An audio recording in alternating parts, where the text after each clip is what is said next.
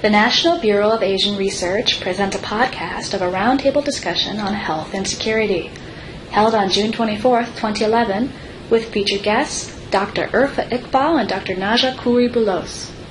To hear more podcasts of NBR events, please visit our website at nbr.org. My name is Claire Copal. I'm the Vice President for Health and Society. And it's so wonderful to see so many fabulous women and courageous men. Who are going through an identity crisis. No, who are just more evolved. More secure. Thank you so much. We've got a great event lined up for you today, and our senior manager in the Center for Health and Aging, Kuna, is going to tell you a little bit about NBR, why we're here, why we did this. Okay. The floor.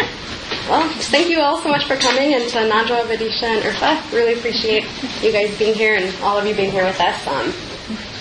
So first off, I think I'll just kind of maybe give the 30-second overview of how we put this event together. So we're the National Bureau of Asian Research, and briefly we're a policy think tank that bridges academic scholarship on Asia with policymaking. We're nonpartisan, and we work in several different areas, health being one of them. We also work in trade, development, energy, and security issues. And so several of us at NBR are also members of Women in International Security, and it's kind of a great both personal and professional overlap. And so through being involved in WIIS and meeting Bidisha, we really wanted to do something that brought everyone together on the heel of the Pacific Health Summit, which is one of NBR's flagship projects that just ended yesterday. This past week, it brought together global leaders from science, industry, and policy to tackle the theme of vaccines. And so Najwa and Erfa are two of our distinguished participants, and we're really excited to have them here today to talk about some of these issues that are really important, I think, to all of us. I'll let Bidisha talk more about the issues we're here to discuss. So briefly, a bit about our speakers and our moderator. First, I also want to acknowledge that our president of NBR has joined us, one of our courageous men, so appreciate him being there, and all the NBR staff is here, as well as our WIIS members.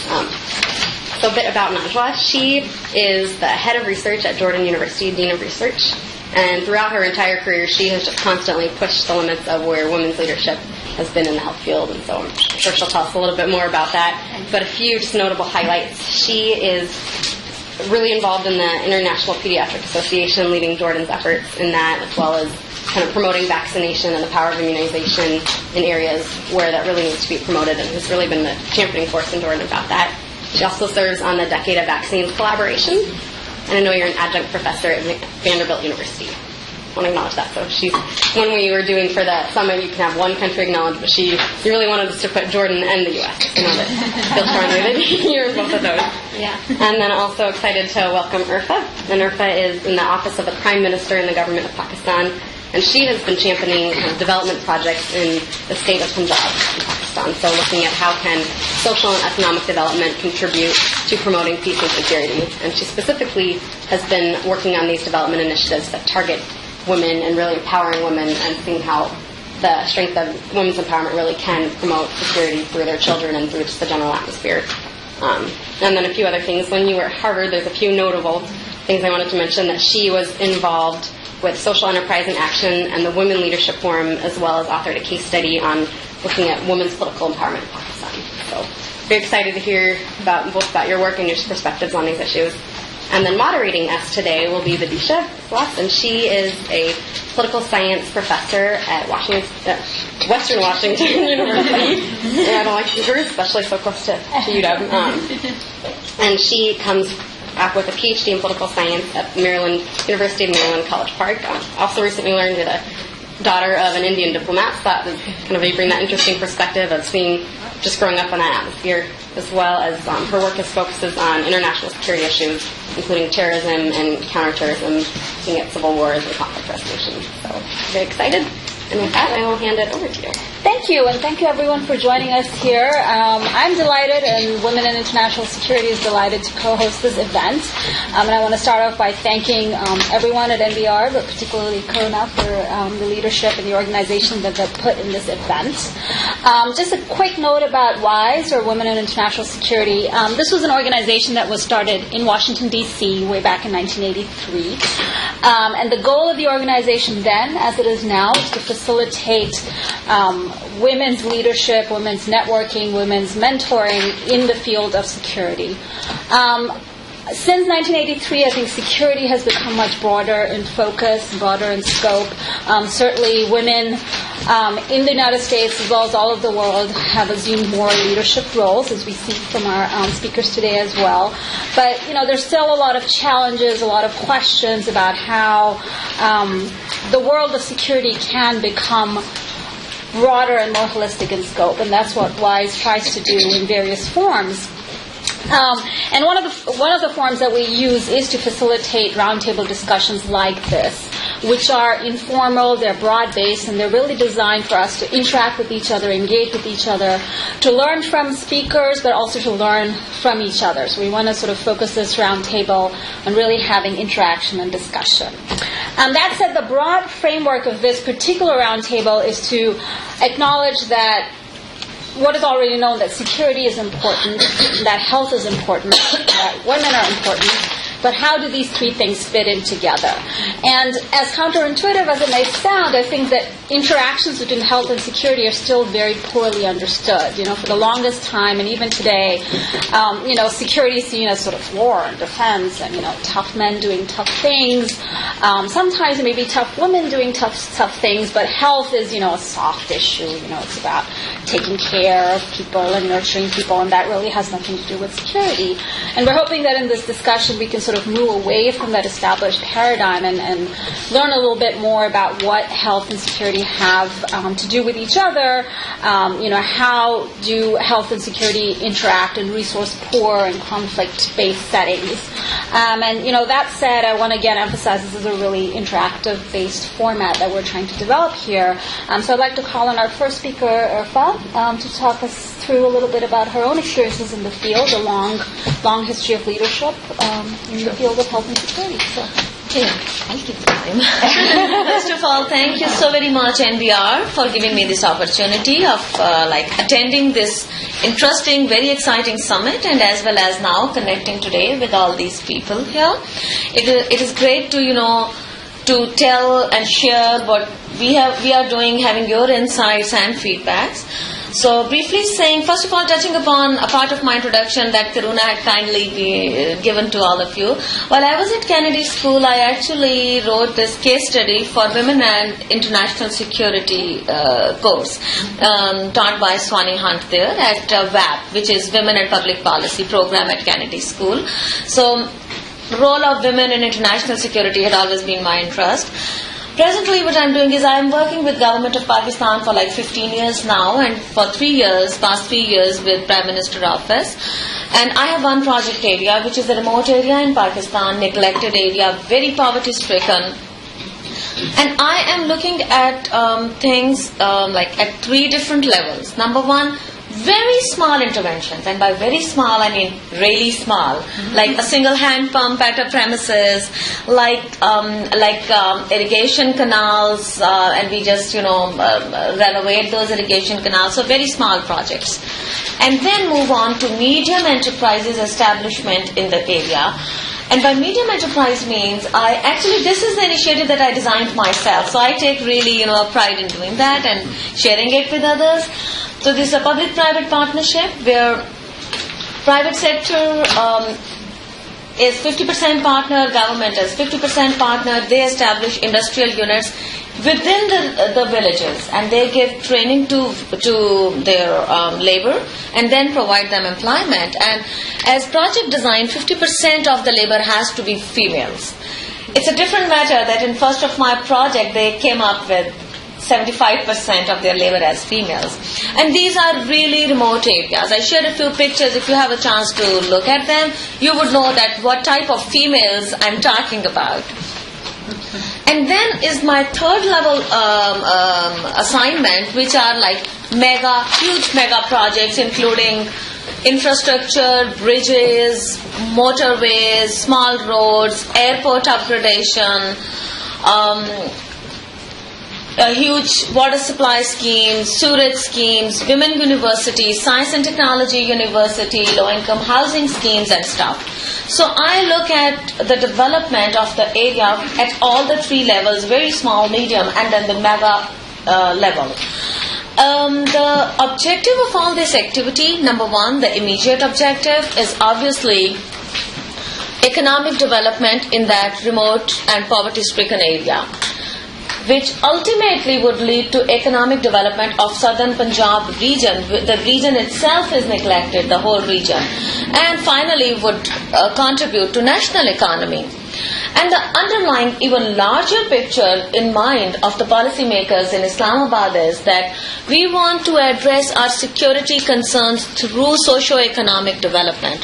So if we provide sustainable livelihood to people in villages, if we give them skill, if we encourage women to come forward, we believe that they would then be in a position to contribute towards addressing security concerns in the area.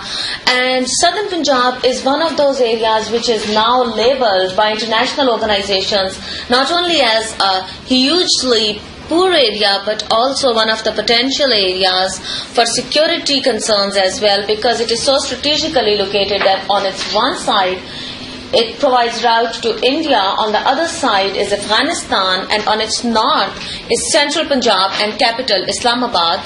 So a network of madrasa system actually is establishing and popping up in the area, and our focus is to engage people more and more in positive activities, making them a productive part of the society, and providing them schools and health facilities so that the madrasa enrollment can be controlled.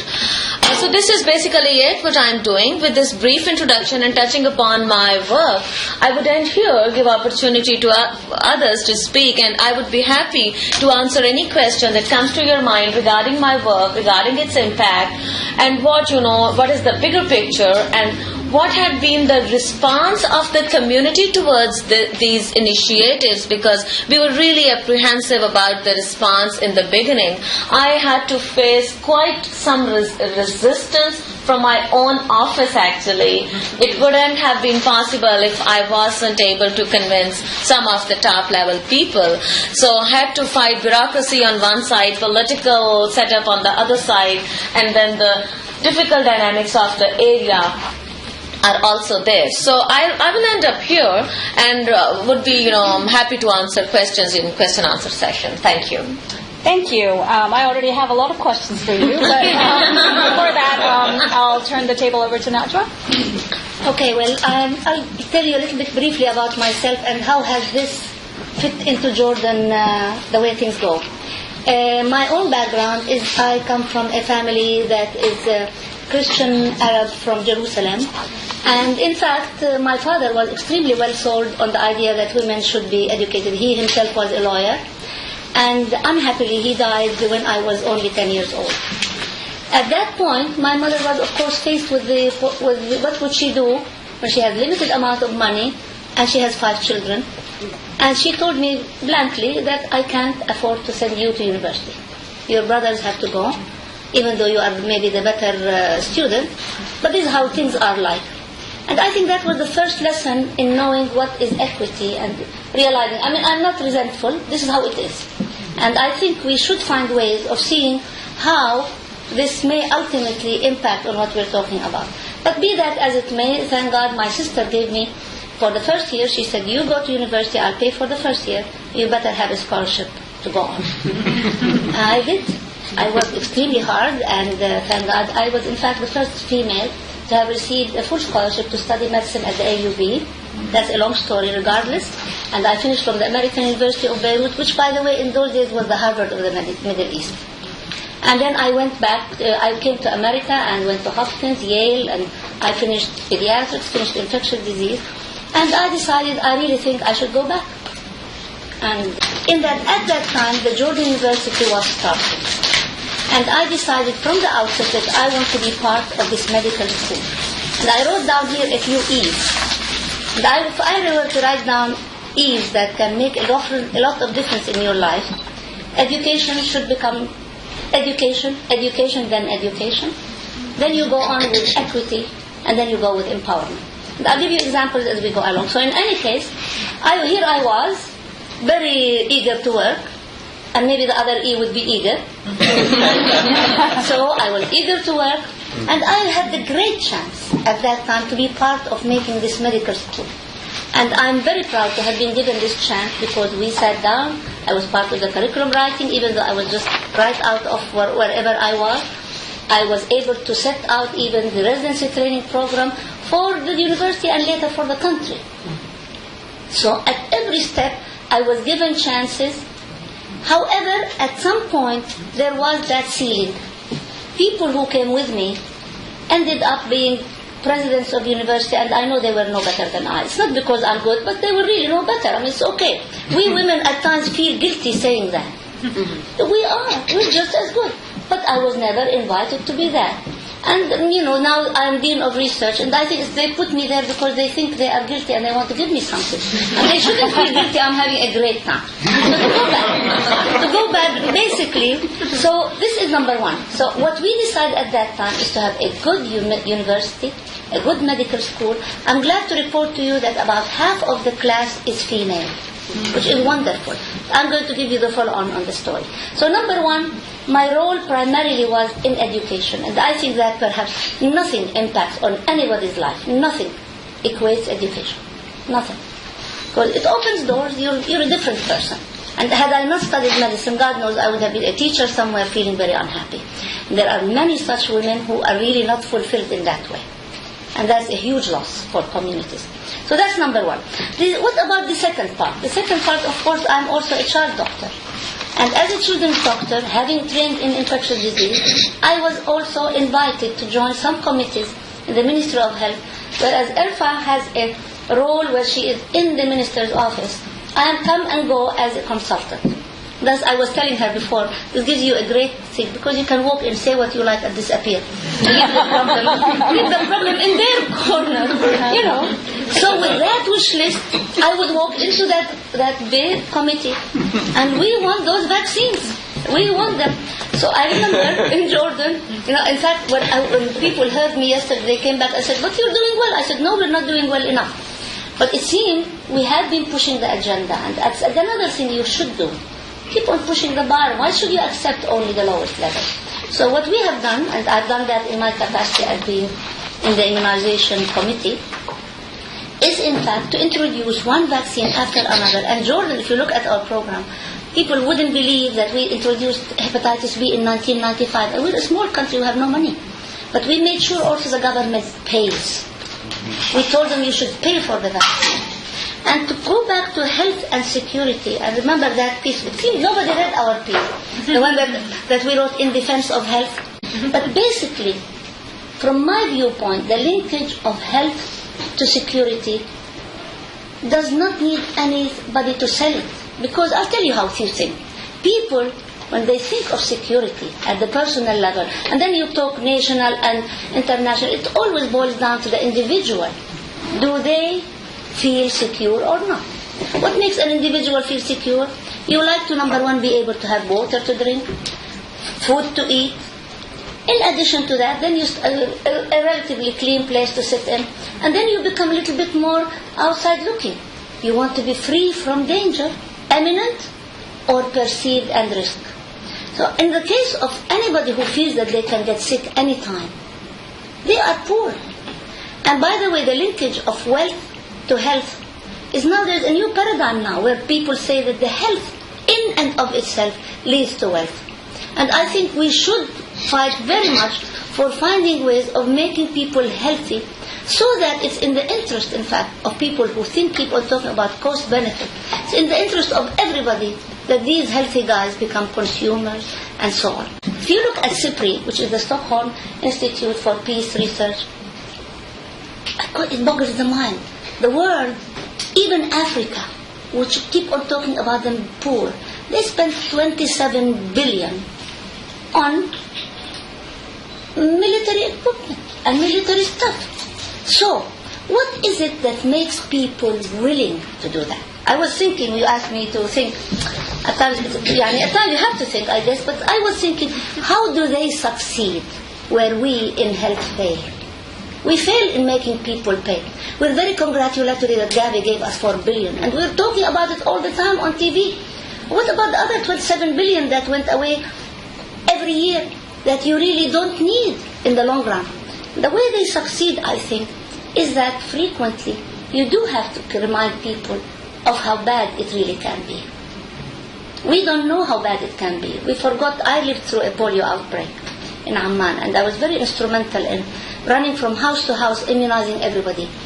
And so it can be bad. And if you let it go down, it will get bad. And so I think somehow in health, we forget that health, in fact, if it falls to pieces, it can be very bad. People can be very rich to become poor in no time. Countries can become poor in no time. Things can degrade. And we don't want to scare people, but on the other hand, to keep on thinking that it's a job that's fully done is also not good. We need to find a balance, to find not only, by the way, and vaccines, by the way, are premier numbers because they're so easy to give. But there are other things in health, such as nutrition, such as the environment. I think the linkage of health to security should come up front and make sure that some of the money that we think should go to security through procuring whatever it is, in fact should be maybe shunted, shifted. I will keep on telling my Minister of Health, please push the budget line there. You keep on putting me vaccine, just make the line go there, in that other budget, and we will buy every vaccine we need. So I think in any case, at the present time, I'm the head of the NITAG, which is the National Immunization Technical Advisory Group. We are working extremely hard at introducing pneumo and rotavirus vaccines. All of you heard me yesterday making a plea for finding ways of being able to pay for these. I think we will succeed. Maybe we will go after $5, and our ministry, we want them to pay. And frequently, when people pay, they become different. They become very proactive. Even if they pay 1 penny, they own you. They say, where did my penny go? I want it. Where did my penny go? No, I'm not kidding. Really, I think, if you ask me, if I sit on the Gavi board, I will ask them for that penny. We should charge people for their lunches. I don't mind. I don't mind on that. I want to end up by going to, we forgot equity. The last E that I want to talk about is just another example in my own life, not me, about empowerment. Now, Jordan, to go to women's issues, we have succeeded with women education like nobody can. And you can go to women. I was about to make slides, thank God you prevented me. So basically, all that there is, you can see this, it's okay. But these slides show that we have done a very good job. But where is the rest of the women empowerment in Jordan? You will find that we have maybe 90% educated. But if you look at how much they impact on workforce and on ownership, you find it's very low. Now I'll show you. I had in my house. If ever you come to Amman, we'll introduce you to her. She's a phenomenal woman. She is my housekeeper. And this lady came to me 30 years ago. I was desperate for someone to be mother surrogate because I'm a bad mother. I run around. So I needed somebody. And this woman, who was divorced because she had no children, her family were only too eager to let her go. She was a liability. So she was in my house, illiterate, but obviously very smart. But she was raised at a point when women cannot go to school. And I saw her evolve during the time she was with me, because her salary kept on going up. Soon, her salary became better than any of the male in the family. Currently, she educated 4 of her nieces and nephews through school, through university. Nobody in that household does anything without her permission, because she has empowerment. I think even though education is important, the challenge is to make sure, somewhere along the line, that education goes beyond education and leads to women really leading in some way and not feeling guilty. By the way, women, for some reason, they hold themselves back. They're guilty. And they sit there, but nothing empowers you more than money. Nothing. I'm not kidding. This girl, she is powerful. She is more powerful than anybody in the family. Another thing you should advise women in these rural regions, Erfa, is the following. I told her, in the middle of her being with me, I said, why don't you buy a piece of land? what are you doing with this money? All of them are marrying because you give them money to marry and they will be so. So we made her buy a piece of land. She wanted to write it in her father's name.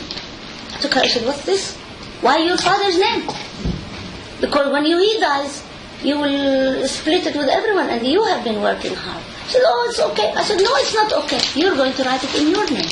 And I think one of the things that perhaps you can carry beyond Erfa in your is to teach women how to, if and when they make money, how to invest it for themselves, and then they give others. But they keep around giving others, and you find in the end they work so hard, and they have very little to show for it. So this young lady with mine now, she is a landowner. She still is my housekeeper. We have a great time together. But I think we have to think of these women in that context. I don't want to continue. Thank you very much for inviting me. Thank you. I'll try to kickstart the discussion by posing a couple of questions, a two-part question, Erfa. One was that you mentioned that it was very challenging to get political and bureaucratic support for your work, and I assume that was because of the women's empowerment. And if you could walk us through a little bit about how you overcame that. But also, the second part is, given the sensitivity with empowering women in health and development and empowering them economically, what do you think is the most sort of viable form of international intervention in that? Because it seems to me that if you're already touching on something that's politically sensitive and then you have external donors coming in, that just adds another layer. So if you could sort of speak to those issues. First of all, I'll just briefly share the type of problems that I faced. The bureaucratic setup generally where I work in is too rigid. They thought that women in those areas would never come out for work. And number two, they said that private sector would not like to go and invest in the remote areas where they would not be sure for getting the profits. And number three, they had concern that since we would be committing money from public sector side, who would ensure that public money goes to the right place and this is not another political scam? Because they thought that this government would go and all the politicians of the area would have that public money in their pockets and they will just vanish. And I will have my share as well, happily. So these were the different challenges that I had to face, and honestly speaking, I wouldn't have been able to get it done if I didn't have this direct access to the Prime Minister. Since I work with him, I have a chance to see him every morning in the morning meeting. He starts his day, by the way, at 9 o'clock in the morning when he's on his treadmill and we are there looking like idiots, taking notes, and he's exercising. So I had like long discussions with him, and I said, what do we have to lose? If we can get this project done, this are the prospective benefits. And if we are a failure, what do we have to lose? And then we can always have a system in place for transparency. We can always have a system in place to minimize the damage or loss on the part of public funds. For instance, public sector funds in the projects, we said that could only be used for purchasing land, construction of building, and part of installed machinery. So even if the project flops, even if the private sector does not succeed, they cannot take the land away, they cannot take the building away, they cannot take the installed machinery away. So public sector funds are there. And then, I had a whole lot of monitoring system put in place for these projects. So Prime Minister was convinced, especially on the part that what do we have to lose? So he said, all right, go ahead with that. So that's how I overcame these problems. And then I had 4 agencies within the government monitoring these projects and giving their reports every 15 days actually. Because of the political instability, I didn't know when the government would fall. And and I just wanted to have maximum 15-day-old report available for any accountability. Now I've crossed that stage. Project is on ground, so that phase is over. So coming to your second part, that how this impacts the security concerns And the right? international aspect. The international, okay. The political part, okay, I skipped the political part. The politicians, the local politicians, when they saw that the projects were really on ground, they started coming to me. They wanted their people to be recruited in the project, which I did not want. I wanted any recruitment on merit. So they are not resenting it, but they wanted to have their interference, which I was able to, to check. Otherwise, now when the projects are on ground, these women are working, their men are working. Now we are planning to have school in the same premises for their children. One of the picture actually which shows their training also shows that we encourage them to bring their children along. And we plan to have now school for these children in the work premises, and then a hospital for this workforce, and ultimately low-income housing scheme for this workforce. This is the sustainable livelihood lifestyle that we are offering them. So there is no political resentment per se. They just want to have more and more interference in that, which we have to stop to make the project a success. International community can do huge lot of contribution in this. This is a pilot project. Government of Pakistan has no more funds for expansion of this project. A, because of our flood and stuff, we are financially very constrained. B, government cannot go on and on with this type of an activity because of financial constraints. Other than flood and natural catastrophe. So I wanted to establish it as a pilot activity to show the world that yes, private sector goes to these remote areas if they are given proper incentives. Yes, women in these areas do come out for training and for work if they are given certain incentives, certain, reassurances, like female managers deal with them, they work in segregated work environment, they are encouraged to bring their kids along, they are given a good amount of money for this, and they have this whole lot of future, prosperity vision of hospital and school for their kids and houses and stuff. So I have proved it now beyond any doubt, all the initial reservations for the project. Now, I think it's the job of other organizations, domestic and international, and people to come forward, take it up from here. For instance, maybe in one of the projects, some organization having focus on health can facilitate in the establishment of that hospital. Maybe I'm actually connecting with a few international organizations for skill development, so they can then help in establishing the skill development component more, and so on. Women organizations focusing on education. Anybody with their focus can chip in with technical support, with financial support, and the most important thing is to make it public that this is what's happening, and share it with other organizations and with people, just to make them aware of the possibilities that can be done to address the issues of poverty, to address the issues of women, to address the issues of security, to address the issues of education, health, and other social indicators. So only by mentioning it to the world, I think it's a great contribution to all this activity. Thank you. I'd like to now expand the discussion to include the audience. If you have any questions, please let us know. And if you could, just start by introducing yourself and your affiliation. My question is, what does India think about what you're doing, and how does India play into this? Because everything's sensitive from an Indian perspective. India, there are two parts of your question. India has done quite a lot in their, country on these issues, on poverty, on women empowerment, on social projects. They have huge projects. I'm just done with one of the fellowship. I actually came to US 2.5 months back as an Eisenhower Fellow. One of the other fellow colleagues is from India and working on the rural development side. It's so interesting. He got me connected with his mentor.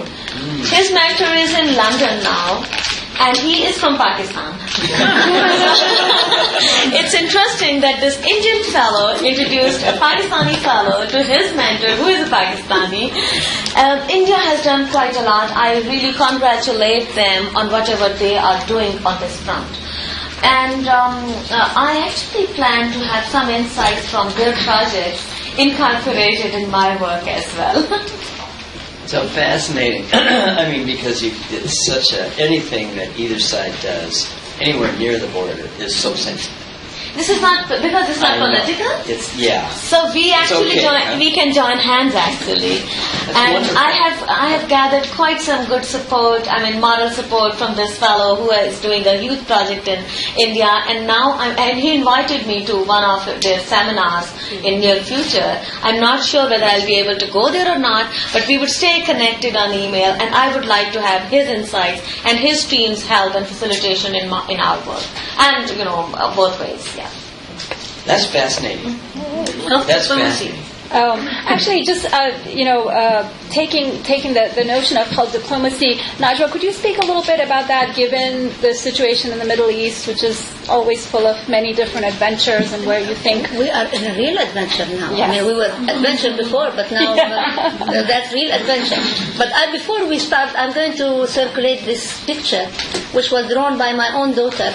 When somebody told her, what does it mean to be a young lady in our part of the world? She was very young, and I never realized that this is my daughter. She drew that. Wow, I think it's a fantastic picture because it really exemplifies. And she was in those days, I think maybe 6 or 7, and she drew that. I think it's a beautiful picture.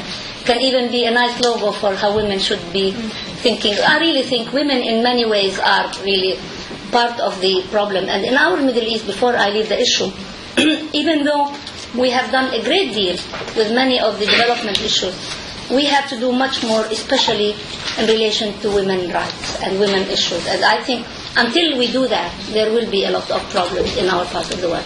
But to go back to what's going on in the region, I feel strongly that one among the things that are really have been underappreciated is what I said in the beginning. It is people. The single worst weapon of mass destruction is the brain, is the human brain. Somebody feels disempowered. Somebody feels that there is injustice. Somebody feels they don't have a future. They really can be very destructive. We have seen that in children, and it can be translated to nations. So at the present time, I really, at times, I wonder why we are what we are. We're okay, even though it's crazy. I mean, currently, I talk about myself. I have survived 6 wars in a lifetime. 6 wars is a hell of a lot of wars. And you see me smiling, and am I nuts? I keep on looking at myself in the mirror. But you adjust. But on the other hand, you have to have a sense of, whether it be at the personal level, which people felt very disempowered, they didn't have a voice. So what's going on now in the Middle East, and diplomacy and help, they fit together. If you make people feel you care for them. Caring, perhaps health is one of the single most important messages you can give people, because this is, now you're caring to take care of them. I mean, it's a big message. If you walk in and take care of their health, that you can make people feel very happy and indebted to you. So that is a form of diplomacy. And in addition, as she said, hospitals. She's thinking of making a hospital. These women will work day and night in that facility because they know that this place does not only give money to me at the end of the day, but they will give my children security. Again, security. Feeling empowered, secure. If I don't like this place, I can go somewhere else because now I have options. I have a little bit of money in my pocket. There is this. So I think, to go back to health, it really is a very cross-cutting issue. And it should be used more effectively in security. Because it answers everyone. All of us like to be sure that we can, if we are feeling sick, to be taken care of. No matter how rich or no matter how poor. And it brings people together. Enemies can come on the table for the same issue, collaborate. I think it should be used much more effectively, help. So far, it's been used in a humanitarian. If you read my article, it says beyond humanitarianism. It has nothing to do with humanitarianism. We want to be secure in our own health, in our own ability to take care of our children, feed them. Feeding people is part of health. Question over here? Yeah, my name is Aaron Rose, and most of the time I come here wearing the hat as I own a mobile technology company based here with operations, video messaging, particularly mobile health in Africa, and one of our deliverables. But I will ask my question to you, and you, if I may, wearing different hats. In addition, I also have my own nonprofit that supports a secondary school in Uganda, providing specifically to health initiatives, wellness initiatives, and entrepreneurship training. And then I also have a partnering for-profit company that I have provided the capital for that hired the women that graduated from school, solar distribution company. So I'm going to ask the question to you. When it comes to education, I mean, ideally you would teach women, empower them from a very early age, and I've decided to do it at a secondary school level.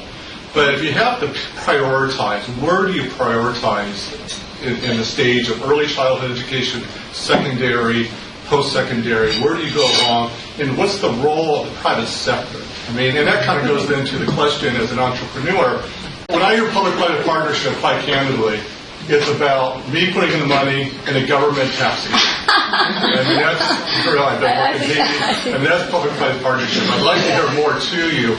You seem to have a success story. I'd like to hear a little bit more as an entrepreneur or as an investor. When people come to me and say, my business is going to succeed, I want to know how it's going to fail. I'd like to hear from you about some of the failures you've seen, some of the lessons that are there, and particularly the trust issue. There's always a trust issue, even in the United States, between the private sector and government. So those are my two questions. Would you like to take the lead, or should I answer the second part Whatever first? way you like. Okay. The second part, the public-private partnership, I think the trust gap between the government and private sector in Pakistan is huge. It is more than probably any place on this earth. Number one. Number two, that the model that I have initiated there is one of its kind. It's not previously tried in Pakistan. Number three, the lessons learned, we still have to reach that stage. And for that, actually, I am a research-oriented person, so I have been connecting not only with domestic academic institutions, but also while I now had a chance to give a talk at Columbia and Stanford and MIT. So I had been, connecting with all these places, especially MIT and also Stanford, to start some research on these areas in collaboration with local institutions, because I have this feeling that this initiative would have positive impact on poverty, on women, on security, on school, on health, but this has to be substantiated by some data, by some evidence. Maybe I'm right in certain areas and I'm wrong in other areas. Maybe our divorce rate goes up with this empowerment of women, who knows? Possibly. So this is what I have started making efforts towards now. The model of public-private partnership is that private sector, it's not only private sector spending money, it's government that spends money first. But as I said, public sector money is spent on things which are like the immovable things. And then the private sector goes for their working capital. In return, government is not giving any subsidy. This is government's equity in the company. So actually a new company is formed. In that company, government retains 49% shares and private sector has 51% shares to give them this flexibility of working. Government has no role in managing the business.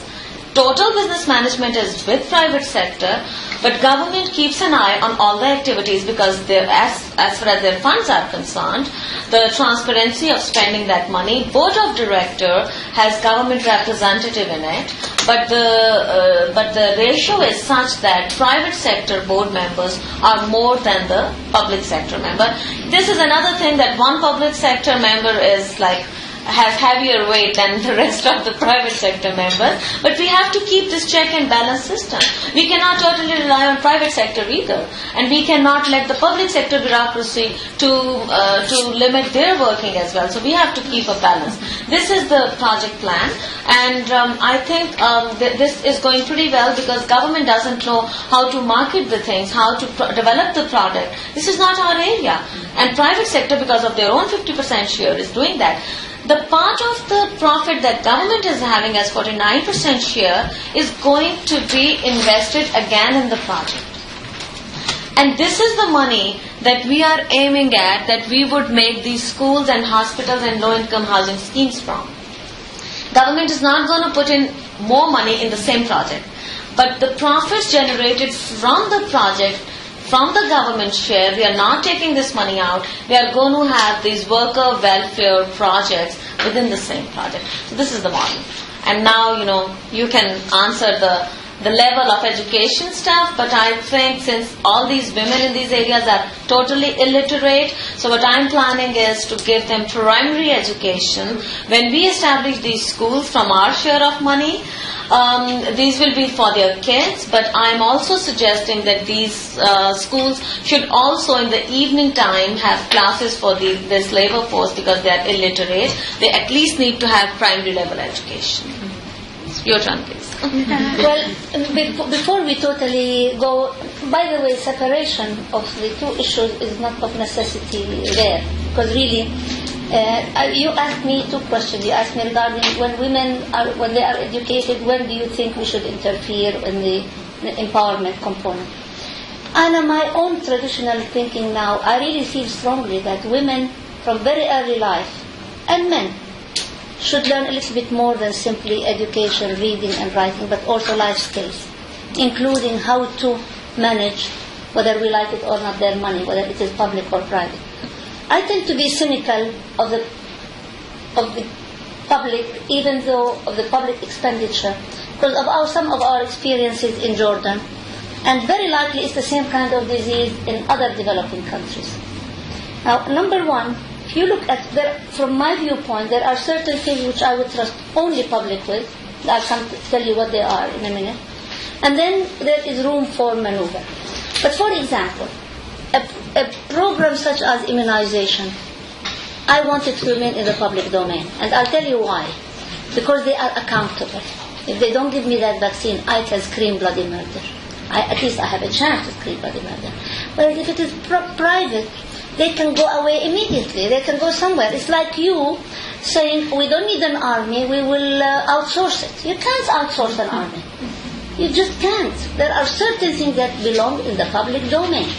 And as I said, from my viewpoint, certain elements of health should remain in the public domain for accountability. Now, the other thing, does government, and I hear Erfa very well. However, I sympathize with one thing. And I've seen it happen in some of our public institutions, in that people disappear. If she goes away for any reason, unhappily, the public sector, the minister comes after that, I don't like this project, cancel. I don't like this project, cancel. We have projects that suddenly disappear because someone comes with no accountability, with no real evidence. They cancel them. That happened in some of the fantastic projects we had for microfinance, for this, just simply because someone changes and they change. So to go back to your question, how do we at least keep a certain semblance of continuity? Number one, the public has to be more involved. It's their fault. I really think people should speak up. And this is happening in our part of the world. And it will yet improve. For a while they may throw away a few good elements. The good frequently goes back with the bad, tough luck. But change is coming. So I think the public should make sure that they also become part of the system, of asking, of going back and getting engaged. Now, so in our case, where is the problem when we educate all those young ladies? What we have noticed is they have university degrees. And because of the fact the forces of life are such that they need their families to be taken care of. Oftentimes, many of them opt not to work. Now, by the way, only 13% of the workforce is women. We have these 90% educated and they're sitting home doing nothing. Or are they doing something? I mean, being home doesn't mean you're doing nothing, by the way. Let me go back. That's why I put your foot with that. They're doing something. But maybe what we ought to do is make them do it better. Do it better. In fact, if I had my chance, maybe somebody will be sold on the idea of really giving a BA in how to run a household. I have news for you. It's difficult to run a household, to keep a household and to feed people and to write and to feed people the right thing with a limited budget, send to school, make sure that this is, and maybe one of the ways of, instead of saying that they are unemployed, I suggested to Jordan, some of the men in Jordan, they were very mad at me, is that 20% of the salary of that man should go to that girl. Yes. She is sitting there, It's 100% a teacher. the U.S. The U.S. is different. But no. I want the money to be in her account, untouchable. A salary. I'm not kidding, by the way. I really, if you think I'm kidding, I'm not. I think this will solve much of the problem. Joint account was America's solution to that. That's a joint account. In our part of the world, there is no joint account. So this girl, That's sitting home, really critical, actually. she is educated. She is fully educated, but she is sitting home taking care of the kid. She is their teacher. She is the cook. She is the cleaner. The least she can take is 20% of that salary. Then we will stop talking that they are unemployed. They are employed for free at the present time. And unhappily, it makes me very mad to keep on seeing that written down. They're doing nothing. Women, they're not doing anything. They're not being paid. This is unpaid work.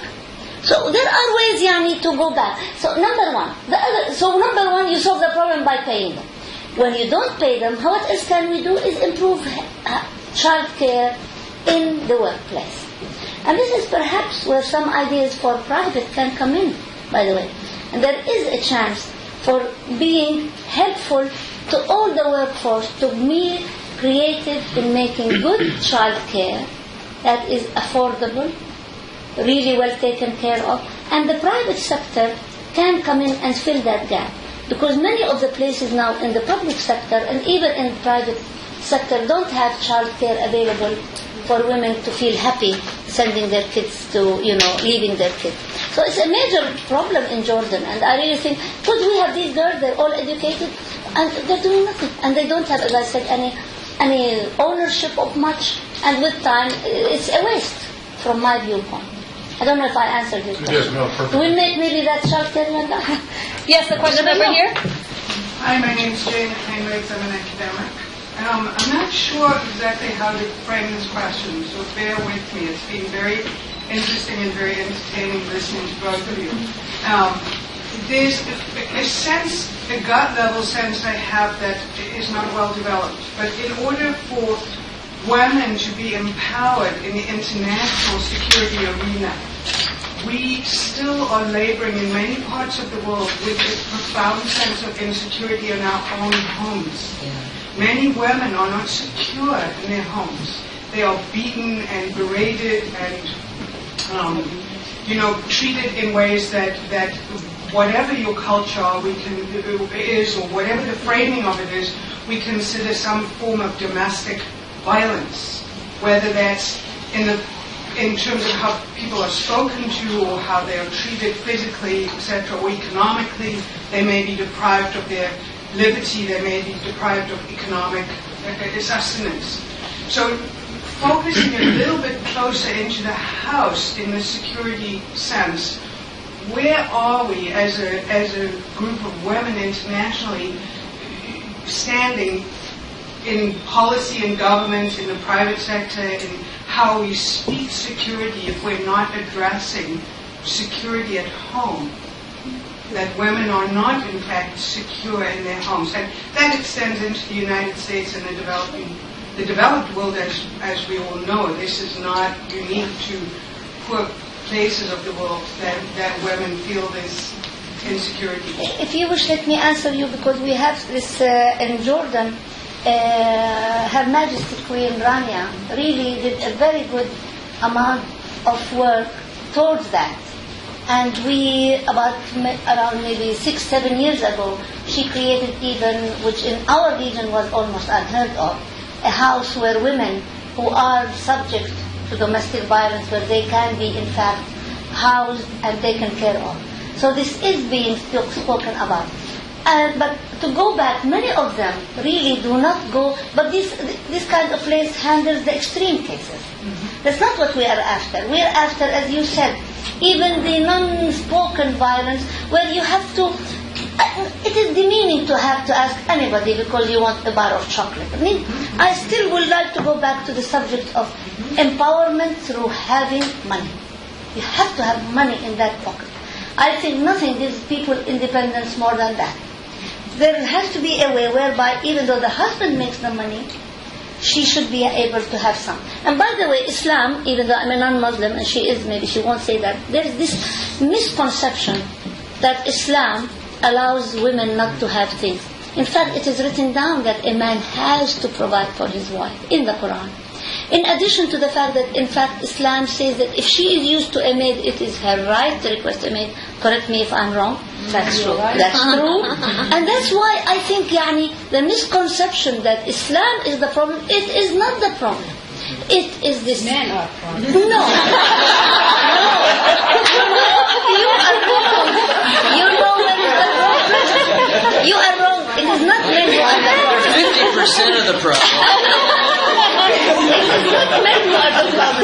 I think the problem is in women propagating this kind of thinking. And I'm sorry, I don't want to go into this story, but I think women in and of themselves may not be doing enough, and they tell their daughters, it's okay, accept this, don't look at that.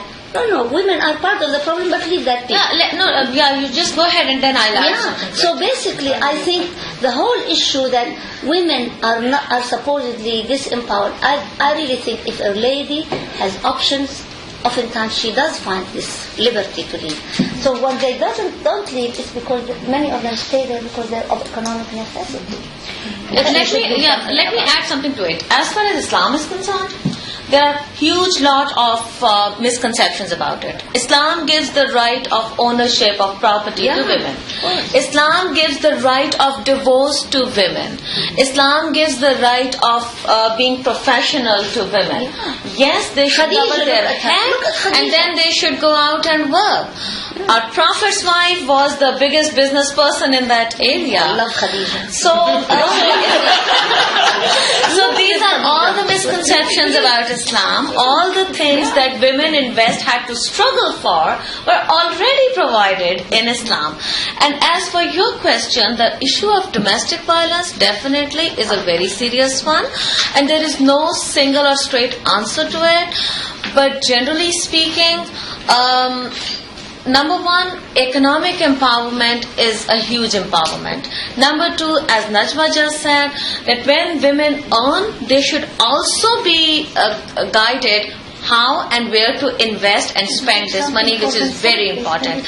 And third very important aspect is, if they are given this chance and support, moral support, that they can connect with others in their community and share that they are going through it. Because a huge problem is that they do not even let anyone know that this is the type of self-humiliation that they are going through.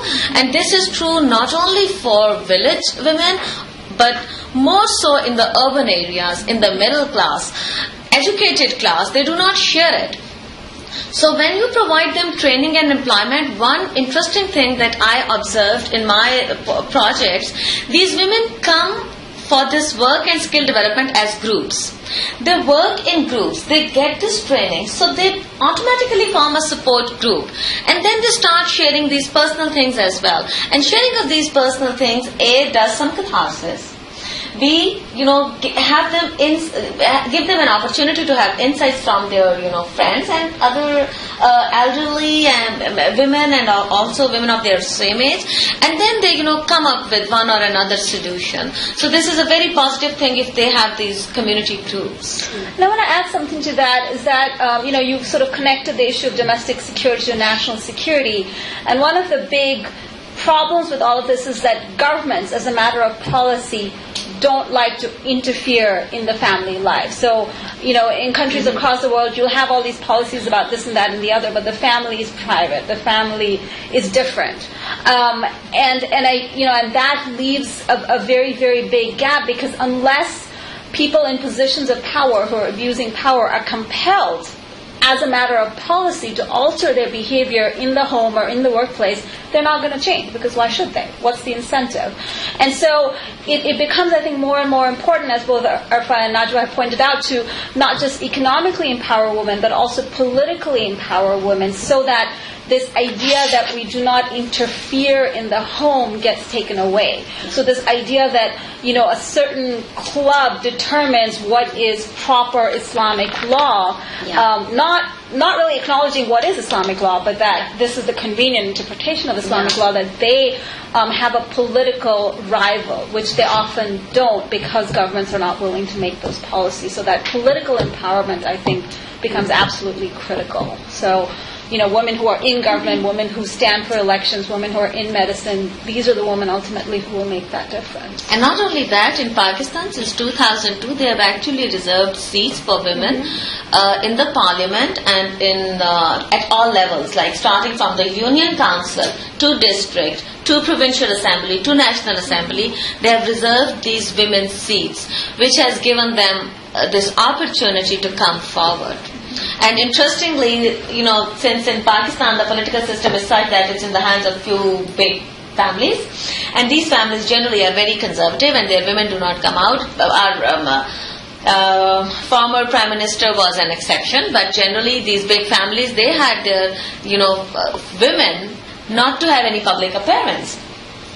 But as soon as there was this reservation of seats in the parliament, they all brought their women, their daughters, their wives up in public life, because they didn't want to give this opportunity to others. So if they have their party and their party has some reserved seats for women in the parliament, they would like to have their own women to be there. So all these so-called conservative families now have their women in the parliament. Interesting. Other questions? Yes. My name is Valerie Chris. I have a special interest in forced migration, refugee issues, people affected by war and conflict, public health issues. Areas of interest include reproductive health in crises and prevention of mother-to-child HIV. I'm grateful that you brought up the policy piece. So, from the international donor at the national level, I think my question gets to donor accountability. I'm talking conflict, not post-conflict development. But what do you see as really key areas for donor accountability? These areas where we see the international community really withdrawing, for example, in humanitarian emergencies. And it may not be applicable to your individual work, but it should be applicable in our region, where there's been a huge amount of international humanitarian law and enforcement of those national. What do you mean by accountability, the donor accountability? Well, maybe it gets to the entrepreneurs who have this huge international interest in activity, acting out in a variety of ways. What are some of the challenges you see at the national level? Example? Yes, specify case that would be. Well, the NGOs who are operating on the ground, and their independence, their autonomy. Okay, now let me tell you, I'll give you what I think about NGOs, and then she can go on. They are, the idea of NGOs is a very nice one in itself. The major problem with NGOs is, on occasion, you get the impression that the whole exercise it can come and go. Again, to go back to accountability. And for example, if we have a situation, we had a huge influx of Iraqi refugees when the Iraq war happened. And now we may have other refugees. You never know. As I said, it's comes and goes. But basically, if an NGO works on their own, totally on their own, without the government somehow being sitting on the table, they can come and go, and it's their right to come and go. Who would force anybody to put themselves in a bad situation? You are not accountable. You're a volunteer. To say an NGO that's coming from outside, they're volunteers, which is wonderful. However, you get the impression at times, and this idea of NGO, when did that term come up? Is it new? 25 years ago, yeah. I don't like it. I tell you, I really don't like it. My own bias, I don't like it. I tell you why, because I like transparency, I like accountability. It is nice. You came and you said you wanted to help me. Fine. I counted on you. Where did you go? What did you do with the money? You don't know where the money is. You don't know who paid who. And he is shaking his head. And some of you may be doing a fantastic job, but we would like to thank you. Shake hands and thank you at least in the end. Or where did you go? So I think NGOs is a mixed bag. But I can sympathize. I don't want to be controlled either. You see, this is the problem. There's a conundrum here. You'd like to do the job without the intervention of 1 million people. And on occasion, unhappily, government intervention frequently ends up being a person in government interfering, a person in government taking advantages. Corruption has played a role in some of these things. So I can understand what we're talking about. There are problems. But on the other hand, in the lack of this kind of regulation, you don't know who's doing what. And that's why, this is the way I feel. She knows probably better than I. Coming to NGO idea, I slightly disagree with Najwa because I am actually a huge fan of NGO system. Because, see, it's a mixed bag, yes. You have to see what is the credibility of the NGO. But NGOs which are credible, they are doing a great job. They are not accountable to government, which is a plus. That's why they are doing work. And in fact, what my experience is that the NGOs, and now from this mixed bag, I'm picking out those which are credible NGOs. And you know, over time, you know which NGO is credible, which NGO is performing, and which one is a fake. So people know. People are not fools. When they give money or when they contribute, or they know. So these NGOs, actually, to me, they have a broader vision. They are working at places better than these international donor agencies because these international organizations have a very narrowed down approach. For instance, in this visit of US, I had a chance to visit World Bank, USAID, UNICEF, and a couple of others. This is precisely the point I've been trying to advocate. You are now fixed with microfinance. You're not thinking beyond microfinance, for God's sake. Come up to medium enterprise level. Because microfinance, which is a buzzword, these international donor agencies go by buzzwords. So microfinance had been a buzzword all these years. You have, for instance, 100 projects, and if by any chance you have 100% result, you develop 100 individuals. You develop 10 medium enterprises. One of my projects engages 3,000 people. They give employment to 3,000 people, which means 3,000 households. The household size in Pakistan is 6. Multiply 6 by 3,000. That is one project. So you come up with 5 medium enterprises. You are talking about thousands of people. That gives tangible impact. Not against microfinance at all, but you have to, connect with things. So this is an example of how international donor agencies work. But with NGOs, it is different. NGOs do have their focus, but then they are also flexible. And I have had good experience of working with NGOs at very small level and at medium level, not at the mega level. I don't generally go to mega level because so many political interventions then creep in. So accountability, NGOs have their own system of accountability. Number one, we are not concerned with that. Thank God we are not concerned with that. Secondly, it goes without saying that NGOs which are prominent, NGOs which are working, their work shows up. So that's another form of accountability for people around. A question on this side of the room? Yeah, my name is Jambi Dal, and like the gentleman on the far end, I have a number of different hats, but the hat in which I'm asking this question is when I'm working with an organization who has designed solar products for bottom of the pyramid, off-the-grid communities in the developing world. Great. And my fundamental question really is how to reach women with opportunities and information, and getting both of your ideas on really how to make that connection. I ask it in this context.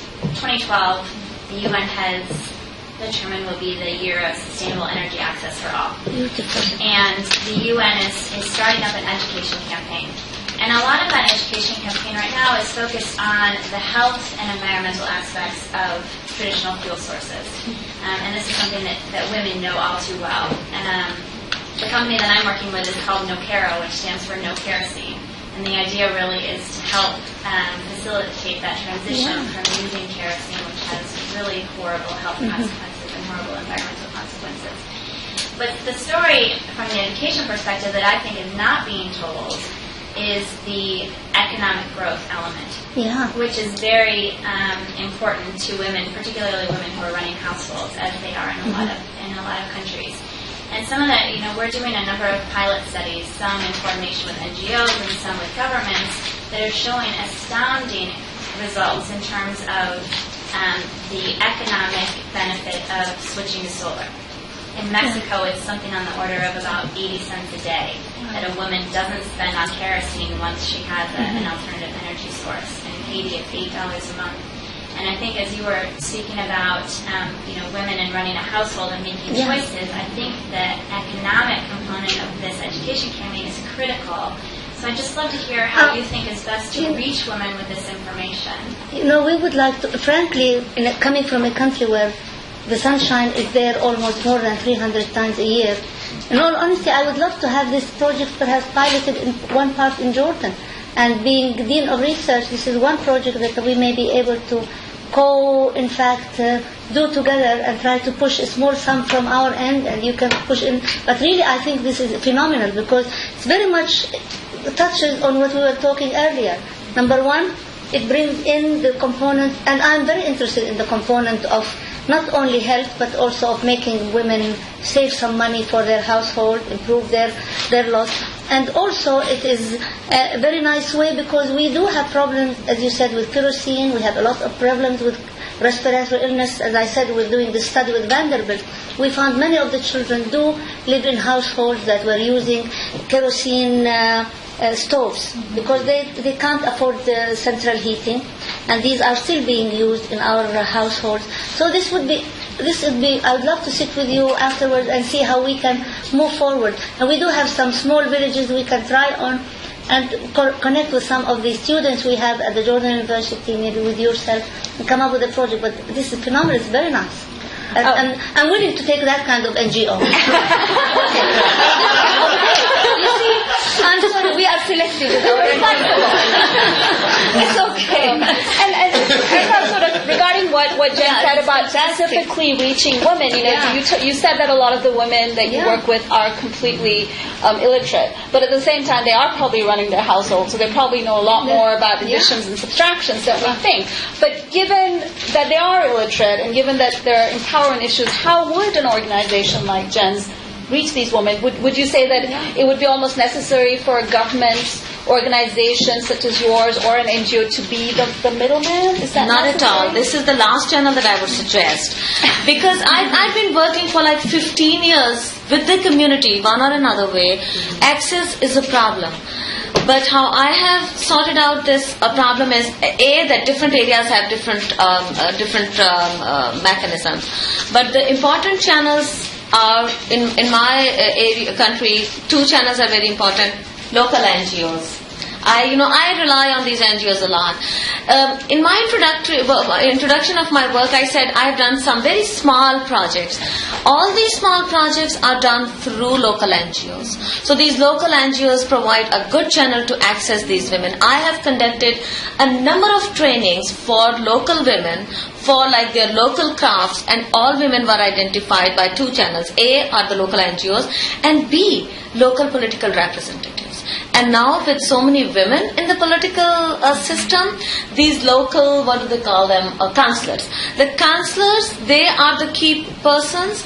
They know all the women around, and most of my embroidery trainings and the local crafts training, I just asked those councillors, male and female political local representatives, to give me the lists. So they were happy, and I was happy, and the beneficiaries were happy. So access, there are methods to access. That's not a huge problem anymore. We can access them, we can gather them. Now I have made so many community organizations, community committees, male, females, both at the local level. All this is done by local political representatives and local NGOs. But where does the private sector come in? If I may, I'm very frustrated because, if I can toot my own horn, I've got a business in Masaka, Uganda that sells and distribution of solar-powered products. Flashlights, lanterns, phone chargers. These are the companies ran by women. They're sold, these products mostly sold to women. Where does the private sector? I'm investing money, my money, and some of my investors' money. I need data. You know, there's a lot of great businesses. The Foster School's got a lot of businesses, social entrepreneurship. They need data. You've got, or your organization has data on the CSR benefit, the social return on investment here, which is going to save me as an investor, as an entrepreneur, money. You've got access to products. My biggest problem in Uganda is getting products. My products are respectfully, inexpensive, cheaply made products from China. And so if there's an organization that has these products, where does the private sector come in where they can do a revenue sharing model, do something with the NGOs in sales and distribution of these products, which achieves the objectives of the nonprofit and the objectives of the for-profit? Oh, with this issue, government can certainly help. For instance, we have a small and medium enterprise, SMEDA, Small and Medium Enterprise Development Authority. So they have access to people, and they are accessible to business community as well. And just giving one example, solar panels. There is a big company. They have different types of businesses in Pakistan and abroad. They gifted 30 solar panels, small solar panels, to the Prime Minister. And I actually identified an area where there was no electricity and got these panels installed there. So that became a pilot area then. So anybody can then go and see the practical demonstration and order the facility if they want, be it private sector or government sector. So this is just one example. And then there are forums at the government level, provincial as well as federal level.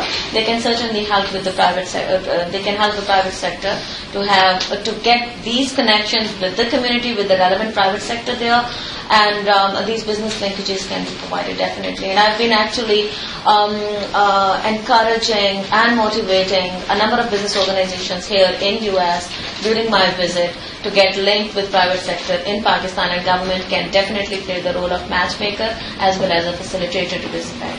I'd like to answer to the issue of the private sector in all of this, because I really think to have anything done, ultimately there has to be an element of private and profit. Otherwise, it's not sustainable. It's as simple as that. People give and give and give, and then they stop. So your point is extremely well taken. Now, for example, the way I envisage it, and really all we're trying to say is the following.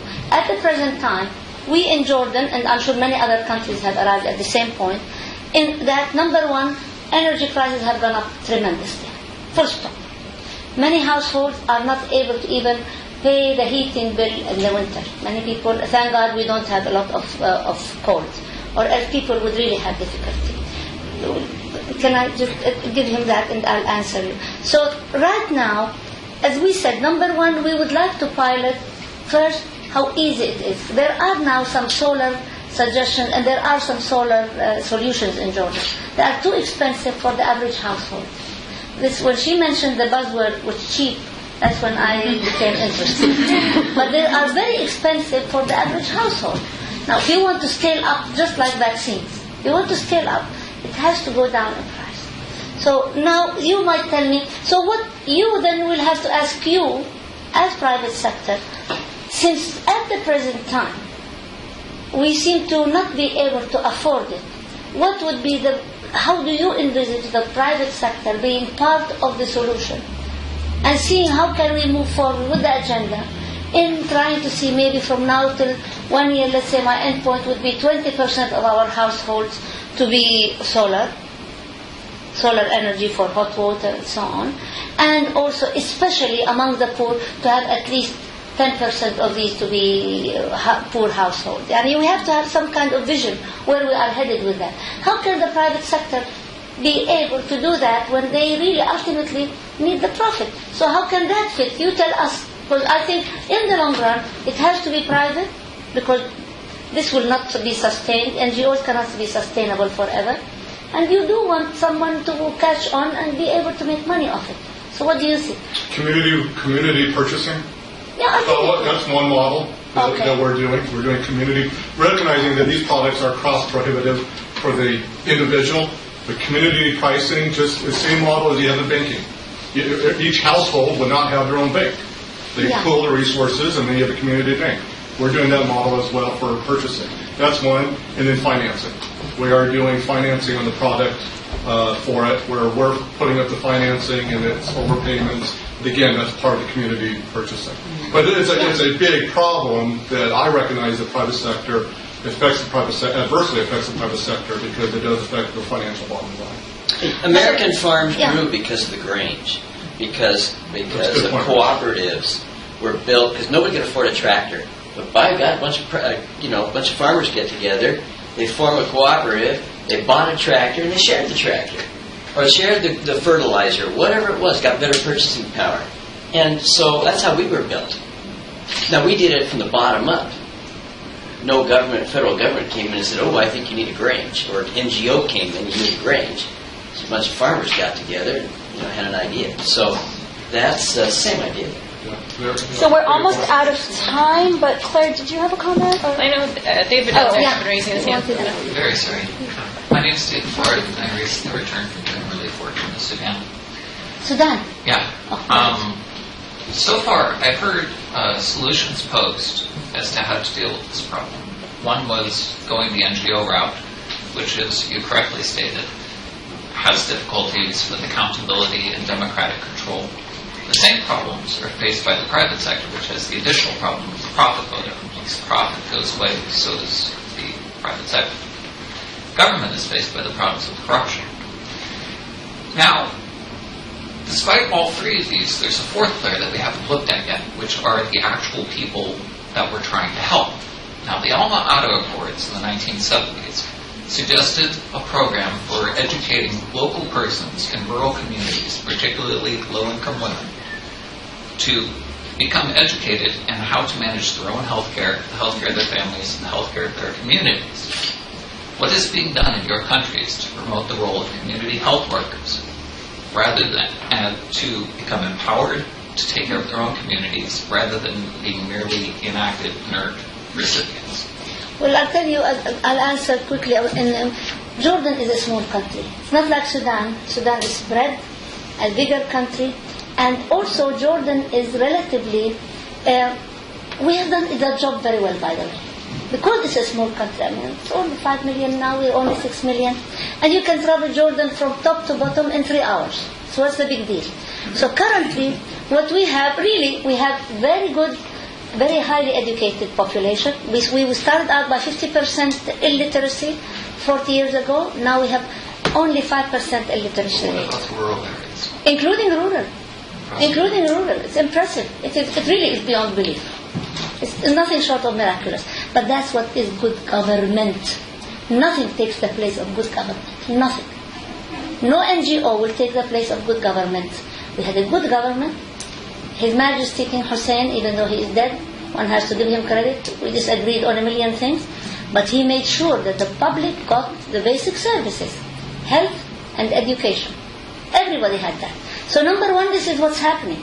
So at the present time, also we have in almost within distance by car, there is a health center where there is, if you will, a health worker. That health worker would take the place of what you're talking about. But that, by the way, is currently, as I speak, being threatened because of 2 things.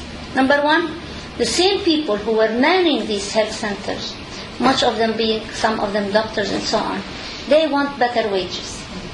And now with the problem with wages, I really think the Jordan health system, unless they do something to really improve the status of people, things disappear fast.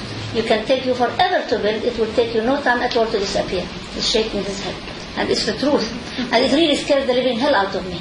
They don't see that. And the other thing is that they're being siphoned off into Saudi Arabia, who opened 100 hospitals. Many of our nurses are going, many of our doctors are going, and so on. So maybe, God forbid, we may go to that. But for the present time, they really have We have good health system. If you come to Jordan on your way to Sudan, we'll show you. You can see the whole of Jordan from top to bottom. Well, I just want to interject and say that we're almost out of time, so I'm going to ask for one final question from Alina, and then we'll sort of formally conclude the discussion. But those of you who want to stay back and continue speaking with our speakers, we can certainly do that. We still have them for a little while longer. Go ahead. My name is Alina and I'm unaffiliated at the moment, but I just had a question about culture. I'm really interested about the cultural barriers to health for women sometimes. I know that at the last WIIS event we had a really brief discussion about a piece we heard on the radio where in Yemen, young girls were being married off, in their early teens, and a lot of the times because in the rural areas the culture is such that it's so taboo to talk about sexual health that even mothers won't talk to their daughters, so they're having children and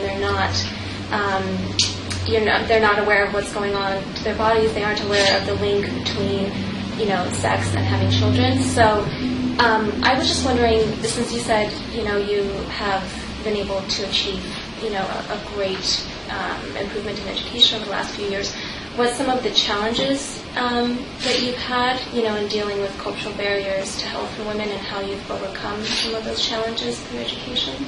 Well, apparently, unhappily though, these things are increasing in parts of our world. This business of this, and from my viewpoint, I think there's a lot of regression, because oftentimes you will find really the misrepresentation of religion in all of this is beyond belief. And if you go back, unhappily there's a lot of, even in Jordan, the recommendation that the younger people can get married. We were putting up the marriage age at 18. They pushed it down to 15, which is something I really hate. And this is religious, and this is to prevent people from having this and that. This is happening in our part of the world. It is happening, and we have to counter it. But to go in Yemen, the problem is really extremely acute because of, as you know, in Yemen there was a war, and there was a major war, during which time things were, even they did not go into the right direction. The bulk of the Arab world is not like Yemen. I think it's important to recognize that. And I'm sure she will tell you that the same thing is applicable in Pakistan. But there are regions in these communities where this is happening. Now, the question with somebody like myself and Erfa becomes, should we concentrate our energies into a small subset? Yemen has to be taken care of by the Yemenis, by the way. If somebody like me walks in, I won't make any impact. It doesn't work. Neither somebody like Erfa. Somebody from Yemen should speak up, and I hope they do. But we can make a lot of impact in our own community, where we keep pushing this agenda for women. There's a hell of a lot, I think, from my viewpoint, Erfa, women's status currently in our part of the world is being threatened more than before. I see it this way. I don't know if you see it this way in Pakistan. And women such as yourself and mine should find ways of making sure that we continue to make sure that women recognize, especially in the context of the misunderstanding of religion, that women, in fact, in the days of Sayyidina Muhammad were better off than they are in many places now. Sayyidina Muhammad, he never asked Khadija to close shop. Khadija was his wife for 15 years. You don't know if you know who's Khadija. Khadija is the first lady of Islam. And that lady, one time one of them was saying something about to treat women. I said, if you treat your wife like Sayyidina Muhammad treated Khadija, she is the best treated woman in the world. And there is a great misconception about Islam in all of this. And the Muslims don't speak enough. So let the Christian talk. So basically, really, I think it's a major problem. Because we have, she knows what I'm talking about. Haram. So there is a huge misconception about this is Islam. It's not Islamic at all. It is men in our region. Men in our region, unhappily, have had it good for too long. They have all the money. Have news for you if you look at property. Christians in Jordan, they make their daughters give up the land for their male siblings. Christians, I'm not talking about Muslims now. Christians, they make her sign off her property to her brothers. So there's a lot of at stake. It's more beyond sex. It's also money, power, ownership, and they hide it under a million other layers. One time it's God's will. It's not God's will. He gave me half of the property. Where did it go? So in any case, so be that as it may, I think we have to do a lot of work still. So to go back to Yemen, there is a problem, you are right, but the Yemenis have to take care of it, because if someone like myself or she puts herself forward for that, we will be ignoring the other 90% who also need your help. Just very quickly, sorry. Can I say something? In Iran, we solved this problem by providing many places, educational places in Iran. And women are more educated now. And if you look at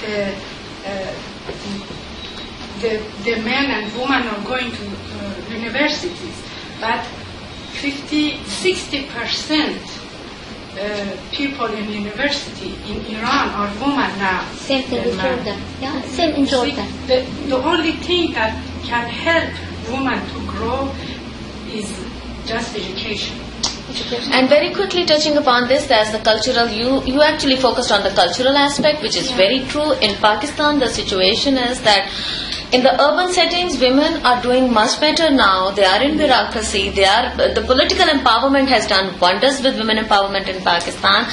But in the rural side, we still have like these cultural issues, and a lot of this problem has been settled down. Touching upon your question through lady health workers, because in Pakistan we have this program very successfully implemented. It is one of those real examples in Pakistan where one political government started it, but it did so well that the next political government kept it going, and it is now going on for like years. I was handling this program for 4 years, from 96 to 2000, but it started off in 87, 88 probably by Benazir Bhutto, and then all these governments kept it going. We have these lady health workers giving coverage to 40+% of our population, and we have a population of 180 million, right? And they are in all the areas, in all the provinces, even in very conservative areas. So these lady health workers are recruited from within the community. It is a mandatory requirement to be a lady health worker or a community health worker to belong to that, to be living in that area. They connect with females and they educate them on health issues. So a lot of wonderful work has been done by these lady health workers. And other than that, our middle class and urban settings are not quite that conservative in this aspect now. We still have to work a lot on the urban or the rural areas. Yeah, and I think this is another area where India and Pakistan have a lot in common, because there's this huge diversity in the degree of cultural barriers. So there are communities where women are very empowered, in part because of these sort of policies, and then the other parts where the kind of issues that we talked about at the last WIIS event are true. I think the challenge, again, to come back to my favorite topic, which is sort of changing policy, that you really have to keep hammering away at the policy so that these pockets, and they are unfortunately, I think, just pockets right now where women do take charge of their reproductive health, that these pockets can become bigger in geographical and social scope. And we certainly have evidence, I think, all across South Asia, India, Pakistan, Bangladesh, where that has occurred. So on that note, I would like to thank the audience, and in particular our speakers, for engaging us in such a fascinating and thought-provoking discussion. So thank you for joining us.